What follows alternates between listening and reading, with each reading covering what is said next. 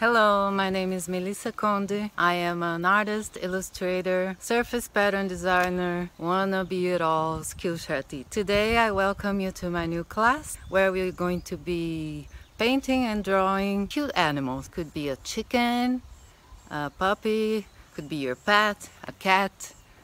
You do not need previous experience painting and drawing for this class. It's very simple to follow. I have always painted analog, watercolors, acrylic, and for a couple of years now I've been scratching on digital painting and figured out this technique. I don't know if I made it up, but I will show you how I do it, and it's really simple.